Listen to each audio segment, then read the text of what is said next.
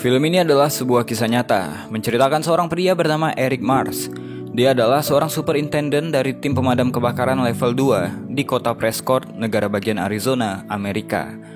Petugas level 2 artinya dia hanya bertugas untuk mencegah meluasnya api dan membereskan sisa-sisa kebakaran. Berbeda dengan tim hotshot yang bertugas di garis depan. Eric tinggal bersama istrinya yang bernama Amanda.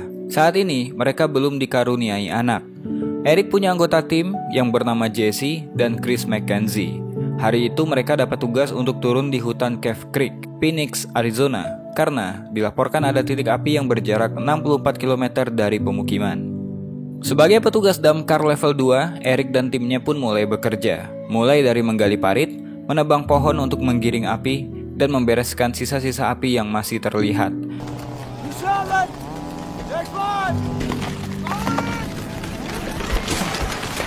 Di kesempatan itu, Eric melihat situasi kebakaran. Menurut pengamatannya, api akan berbelok 180 derajat dari jalur. Jadi Eric pun melaporkannya ke supervisor. Eric melaporkan pengamatannya dan meminta izin membawa krunya ke arah timur karena api bergerak ke pemukiman. Namun dia disuruh berkomunikasi dengan tim hotshot. Gak lama setelahnya, tim hotshot dari California pun datang. Eric langsung mengabari pengamatannya. Namun, mereka terlalu sombong untuk mendengarkan saran dari Eric yang notabene adalah tim damkar level 2. Fire's gonna do a 180 off the line. We figured you and your crew should go down and prep that creek for a burn. The fire's gonna shift. I'll be jump over to that neighborhood right over. And we are hot shots. You guys are type 2. In the back and mop up our shit. Nyatanya Eric benar, karena terlambat, api udah keburu menjalar ke pemukiman warga dan perintah evakuasi pun segera dilakukan. Andai saja tim hotshot mendengarkan pengamatan dari Eric, mungkin hal ini bisa dicegah. Di tengah-tengah kekacauan ini, Jesse menyampaikan kalau 2 kru mereka pergi ke tim lain. Jadi timnya Eric saat ini kurang orang. Suatu hari Eric bertemu dengan Dwayne Steinbrick. Dia adalah kepala pemadam kebakaran di Prescott. Eric menceritakan kalau kebakaran kemarin harusnya nggak sampai ke rumah warga jika tim hotshot mendengarkannya. Eric agak kesal karena timnya udah punya 4 tahun pengalaman, udah punya kualifikasi, hanya saja mereka nggak mendapatkan sertifikasi. Eric mengatakan timnya bisa melampaui seluruh tim hotshot manapun. Jadi dia meminta tolong Dwayne supaya timnya bisa mendapatkan sertifikasi untuk menjadi tim hotshot. Sambil makan malam dengan keluarganya, Dwayne bersedia membantu. Namun Eric harus membuktikan terlebih dahulu kepada wali kota bahwa timnya bisa bekerja keras. Jadi mereka berdua pun kemudian bertemu dengan wali kota. Dwayne meyakinkan bahwa Prescott butuh tim hotshotnya sendiri. Jika ada kebakaran, mereka akan siap untuk turun langsung tanpa menunggu tim hotshot dari kota lain. Mendengarkan hal itu, wali kota pun setuju untuk mengevaluasi timnya Eric terlebih dahulu. Cerita lain datang dari seorang pemuda bernama Brendan. Pemuda dengan masa depan yang suram, pengangguran, dan setiap hari hanya ngisap ganja hingga teler bersama dengan temannya. Dikala itu dia mendapatkan pesan dari temannya yang lain dan mengabari kalau mantan pacarnya yang bernama Natalie saat ini sedang hamil. Jadi malam itu dia pun pergi ke tempat Natalie bekerja. Dia mendapatkan penjelasan kalau ini adalah benar-benar anaknya Brendan dan dia udah hamil 5 bulan. Natalie memutuskan untuk nggak memberitahu Brendan karena dia tahu Brendan nggak bisa diharapkan dan nggak akan bisa bertanggung jawab karena yang Brendan tahu hanyalah ngedrugs. Ketika dia akan kembali, Brendan pun melihat sebuah mobil pintu terbuka. Brendan memutuskan untuk mencuri barang di mobil untuk dia jual. Namun dia nggak sadar ada polisi dan Brendan pun langsung tertangkap basah. Brendan pun akhirnya masuk penjara. Dia langsung mengabari ibunya untuk meminta jaminan, namun ibunya langsung menutup teleponnya. 3 bulan setelahnya Brendan keluar dari penjara. Ibunya langsung memberikannya sejumlah uang dan mengatakan Brendan harus keluar dari rumahnya dan gak bisa tinggal di situ lagi. Di lain hari, dia pergi ke rumah sakit karena Natalie udah melahirkan anak perempuan bernama Michaela. Brendan hanya bisa melihat Michaela dari ruang observasi. Brendan pun sadar kalau dia ingin menjadi orang yang berguna. Jadi dia mendatangi kantor pemadam kebakaran yang dipimpin oleh Eric. Brendan datang membawa lamarannya untuk menjadi petugas damkar. Melihat kehadirannya di sana, Chris McKenzie mengenali Brendan dan tahu kalau Brendan adalah orang yang banyak masalah. Jadi dia mengatakan gak ada slot kru untuk tim mereka. Tapi sebelum Brendan pergi, Eric memanggilnya untuk diwawancara. Dengan sekali lihat, Eric tahu kalau Brendan adalah pemakai narkoba. Ditambah lagi SKCK-nya Brendan tertulis kalau dia adalah seorang residivis kasus pencurian. Brendan langsung terus terang kalau dia memang orang yang banyak buat salah dalam hidupnya. Namun semenjak kelahiran Michaela dalam hidupnya, Brendan ingin memperbaiki dirinya. Jadi, jika Eric memberinya kesempatan, maka dia berjanji gak akan mengecewakannya. Eric pun kemudian mengajak Brendan untuk mendaki bersama para kru. Eric meminta sepatunya Mackenzie untuk dipinjamkan kepada Brendan, padahal itu adalah sepatu barunya. They're brand new, so Yeah, I don't give a shit. Hand them over. they're limited editions. Okay. Those limited editions? Shut up.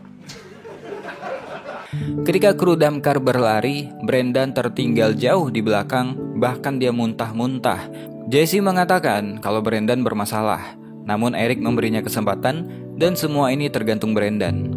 Sesampainya di puncak, Eric memberikan pidato pembangkit semangat kepada para anggotanya. A real hard taste of the bitch at work. You're never going to be able to look out into the wilds and see that pure beauty again. To breathe in this beautiful vista. Setelah beristirahat di puncak, mereka pun kembali ke pos dan Brendan pun ditinggalkan. Ketika di bawah, Eric menunggu Brendan. Dia pikir Brendan udah menyerah, namun gak lama setelahnya Brendan pun muncul. Dia memberikan foto selfie-nya di puncak bukit, membuktikan kalau dia benar-benar melakukannya. Brendan pun diterima kerja oleh Eric. You owe me $100. Setelahnya, Brendan pun pergi ke supermarket. Dia membeli kebutuhan untuk Natalie dan Michaela dan meninggalkannya di depan pintu rumah. Hal itu pun dia lakukan secara berkala hingga Natalie menyadarinya. Suatu hari mereka menjalani sesi latihan. Eric pun membaginya ke dalam 2 grup. Sambil menggali tanah, Eric memberikan kuis dadakan. Dikala itu Brendan salah menjawab, dan ketika dia nggak tahu pengetahuan dasar, tentunya ini akan jadi masalah. Firefighters died for us so we can learn all these washouts. Alpha Squad, 100 off the deck. Now. Karena kesalahan Brendan, grup Alpha pun dihukum 100 kali push up. Brendan pun dibully oleh anggota kru yang lain, tentunya sebagai candaan. Namun Mackenzie waktu itu bercandanya terlalu jauh, hingga membahas Natalie adalah cewek yang nggak benar. Untungnya, Eric melerai mereka sebelum mereka berdua berkelahi. Namun anggota lain mengingatkan Mackenzie kalau bercanda melibatkan keluarga adalah hal yang kelewatan. Setelahnya, mereka pun latihan untuk berlindung jika mereka terjebak di dalam kepungan api. Alright, listen up. When this thing finally sweeps over you, it's gonna feel like the end of the world. Wind ripping like a hurricane. Stay locked down. Bury your face in that cool dirt. 1,000+ degrees. As long as you can breathe, you can survive. Ketika itu Eric ditelepon oleh Dwayne kalau ada kebakaran di pegunungan Chiricahua. Ini adalah waktunya mereka membuktikan dan sekalian akan dievaluasi. Eric pun mengabari kepada para anggotanya bahwa ada kebakaran dan mereka diminta untuk pergi ke sana. Eric juga mengabarkan kalau mereka juga akan dievaluasi. Berangkatlah mereka ke TKP. Di mobil, Mackenzie mengingatkan Brendan kalau ini adalah kesempatan yang udah mereka tunggu-tunggu selama 4 tahun dan dia ingin Brendan serius dalam misi kali ini. Setelah mendapatkan pengarahan, Eric bertemu dengan orang yang mengevaluasi mereka, seorang pria bernama Hayes. Mereka pun kemudian berangkat menggunakan helikopter.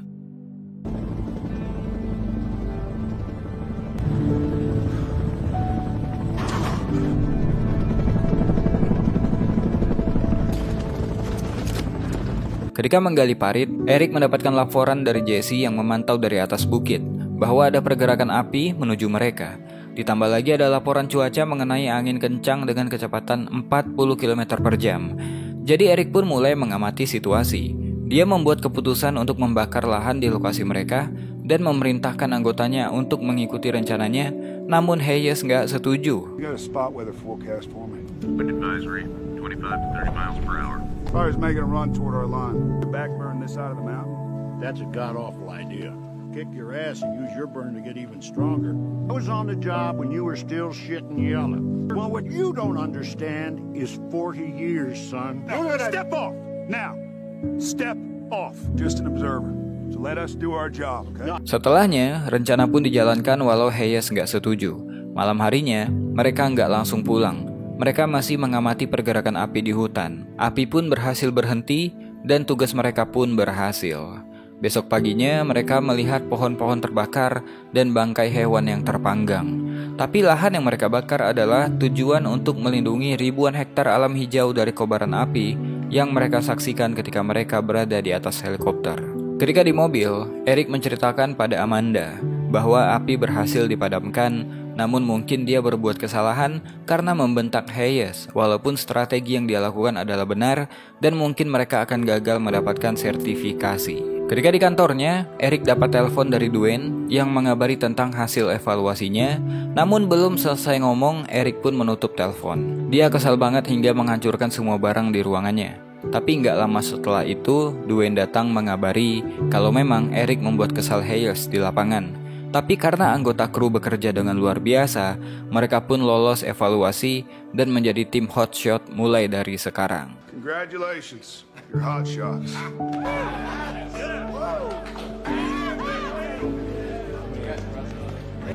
We need a name.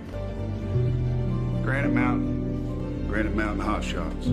Setelah dari bekerja, Brendan kembali mengantarkan kebutuhan untuk Natalie dan Michaela. Ketika itu Natalie keluar karena ingin berterima kasih atas usahanya Brendan. Ketika itu Brendan ditawari untuk menggendong anaknya. Dia pun terharu banget. Dia meminta maaf pada Natalie atas semuanya. Untuk merayakan pencapaian mereka, diadakanlah pesta ramah tamah untuk para anggota kru dan keluarga. Di kesempatan itu, Amanda berkenalan dengan Brendan. Ketika itu, Brendan mengatakan kalau dia menghormati Eric dan ingin menjadi seperti Eric suatu saat nanti. Setelahnya, Brendan melihat Mackenzie tengah menyendiri. Ternyata dia baru aja mutusin pacarnya karena pacarnya itu selingkuh dengan polisi. Saat ini Mackenzie nggak punya tempat tinggal, jadi Brendan menawarinya untuk menginap di rumahnya. Sejak saat itu mereka pun bersahabat. 9 bulan kemudian, Brendan membawa Michaela ke rumahnya dan dia akan menginap di sini. Dan Mackenzie udah membungkus semua perabotan berbahaya di rumah ini. Tapi ketika malam hari, mereka berdua kebingungan karena Michaela rewel banget dan badannya panas tinggi. Karena nggak tahu apa yang harus dilakukan, mereka pun menelpon kru lain supaya istri mereka membantu Brendan hingga suhu tubuhnya Michaela normal. Singkatnya, aksi Granite Mountain Hotshot pun dimulai. Karena mereka udah termasuk tim elit, jadinya mereka bisa langsung terjun langsung ke titik api tanpa dipanggil. Waktu itu ada kejadian The Dragon Fire di Grand Canyon. Tapi karena hal tersebut, keberadaan mereka jadi nggak diketahui oleh pemadam kebakaran udara.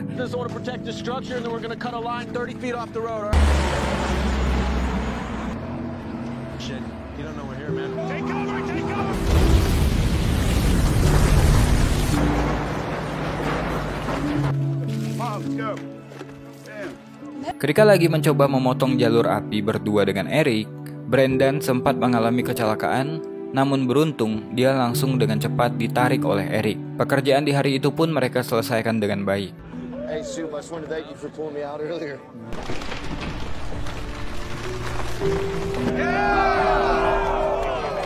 Setelahnya, Eric pun pulang. Dia baru aja mendengarkan dari Dwayne kalau Amanda mengalami kecelakaan hingga truknya rusak berat. Tapi untungnya dia nggak kenapa-napa. Karena dia selamat, makanya dia nggak mau mengganggu suaminya yang lagi mandapin api di hutan. Suatu hari, ketika lagi menghabiskan waktu bersama Michaela, Brendan melihat kebakaran. Jadi tim Granite Mountain pun kembali bertugas. Kali ini kebakarannya ada di wilayah mereka, yaitu di kota Prescott. Karena ini termasuk kebakaran hebat, akan ada 6 tim hotshot dari berbagai daerah yang akan datang. Mereka pun ditugaskan oleh Eric untuk menjaga pohon berusia 2000 tahun yang merupakan pohon yang dilindungi. Selain itu, pohon ini adalah penanda batas kota. Jika api mencapai pohon ini, artinya api juga bisa merambat ke pemukiman. Mereka mulai menggali parit dan memotong jalur api. Tugas hari ini pun kembali berhasil dilakukan.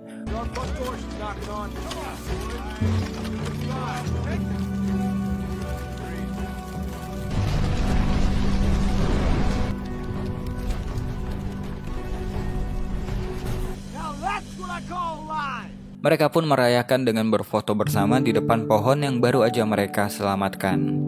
Ketika dalam perjalanan kembali ke bawah, kakinya Brendan digigit oleh ular viper yang sangat berbisa. Dia pun segera dilarikan ke rumah sakit untuk mendapatkan perawatan. Setelahnya, Mackenzie pun menjaga Brendan hingga dia tertidur di sana.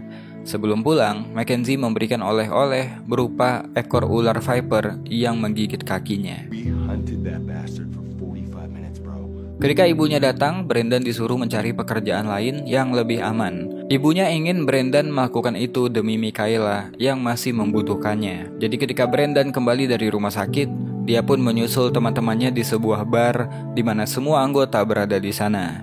Brandon pun mengajak Eric untuk bicara empat mata di luar. Eric berterima kasih atas semua kesempatan yang diberikan. Brandon pun mengatakan rencananya untuk keluar dari Granite Mountain dan meminta Eric untuk memberikannya rekomendasi supaya dia bisa pindah ke petugas damkar gedung. Mendengarkan hal itu, tentunya Eric kecewa dengan keputusan Brandon yang ingin mementingkan dirinya sendiri. Setelahnya, Eric pun mengajak Amanda pulang. Di dalam mobil, Amanda mengatakan wajar kalau Brandon meminta hal itu karena dia punya anak, berbeda dengan suaminya yang menghindari kehidupan berkeluarga. Yang Eric pedulikan hanyalah Api, bukan Amanda. Eric pun keluar dari mobil karena kesal. Eric pergi ke rumahnya Dwayne, curhat tentang masalah rumah tangganya. Saat ini Eric juga bingung harus melakukan apa. Dwayne menasehatinya bahwa Eric harus mulai memikirkan gimana dia bisa hidup dengan apa dan dia bisa mati tanpa apa. Eric pun kembali ke rumah dan meminta maaf pada Amanda. Keesokan harinya, Eric mendapatkan telepon kalau terjadi kebakaran besar. Dia pun langsung berangkat memanggil timnya untuk berangkat menuju Yarnell. Ada sambaran petir yang membuat kebakaran, namun untungnya apinya berjalan lambat. Ketika di mobil, Eric mengatakan mungkin ini adalah tahun terakhirnya dan jabatannya akan dia berikan pada Jesse. Kebakaran Bukit Yarnell jaraknya 48 km dari Prescott. Fires threatening homes in Peoples Valley. I want Granite Mountain to set an anchor here, southwest heel of the fire. Now there's a safety zone here built of non-flammables. Vegetation's been cleared. Sesampainya di titik kerja, mereka langsung menggali bagian bawah bukit dan atas bukit. Eric mengamati pergerakan angin dan api. Ternyata api mulai besar dan lebih kuat dari yang mereka perkirakan. Eric pun memerintahkan krunya untuk membakar jalur mereka supaya api bisa dihentikan. Di kesempatan itu, Eric berbicara pada Brandon. Dia meminta maaf atas perkataannya yang kemarin malam, bahwa kemarahannya kemarin karena Brandon mengingatkan Eric atas dirinya yang dulu. Ketika proses pembakaran jalur udah selesai, pesawat pemadam malah lewat dan menjatuhkan air. Eric pun komplain karena pesawat tanker memadamkan api yang salah. Karena api mereka mati, plan B pun harus dilakukan. Untuk itu, Brandon ditugaskan untuk mengawasi api dari lokasi yang berbeda. Karena Eric dan Jesse harus berada di lapangan untuk menentukan jalur mana yang akan mereka bakar. Ketika itu dia mendapatkan tumpangan dari kru lain yang mendengarkan laporan radionya Eric barusan. Brandon pun sampai pada sebuah spot untuk mengamati pergerakan api dan cuaca. Dia pun mengeluarkan perlengkapannya untuk bekerja. Winds 10 to 15 from the south and those clouds are building. Waktu berlalu, cuaca berubah, awan berkumpul, angin berubah, dan itu membuat api bergerak cepat ke lokasinya Brandon. Jesse pun menyuruhnya untuk pergi dari sana. Pergerakan api kali ini ternyata lebih cepat daripada kecepatan Brandon berlari.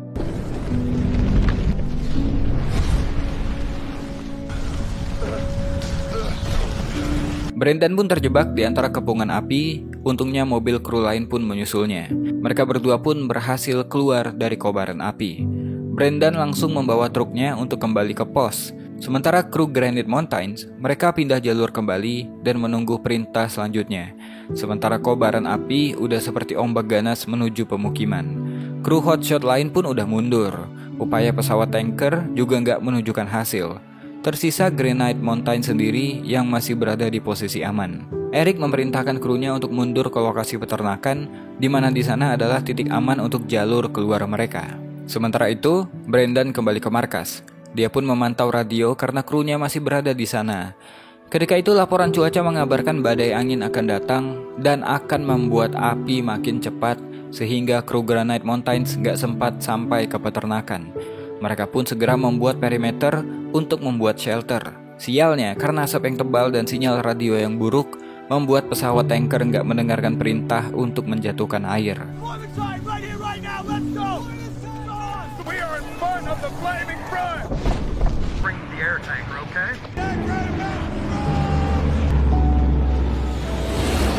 We are burning out around ourselves. We are preparing a deployment site. Get your water! Feet to the fire!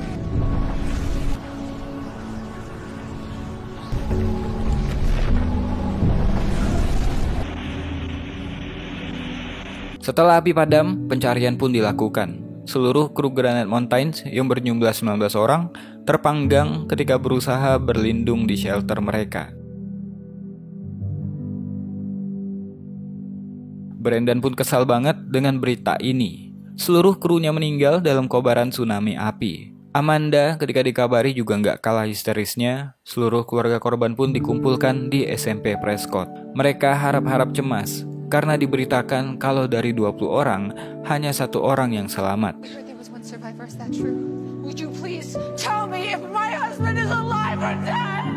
Sebenarnya Brendan mau diantar pulang ke rumah ibunya, namun dia memutuskan untuk pergi ke sekolah.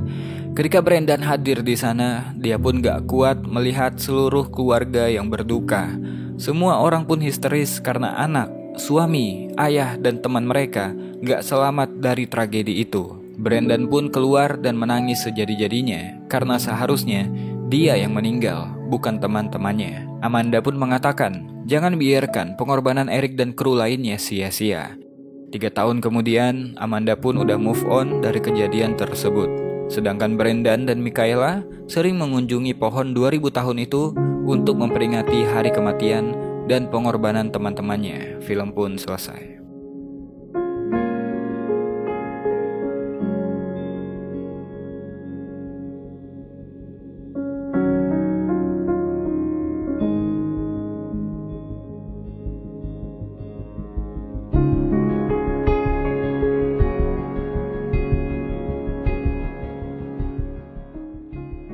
Granite Mountain Hotshot adalah satu-satunya petugas damkar di kota yang mencapai status tim elit hotshot tipe 1.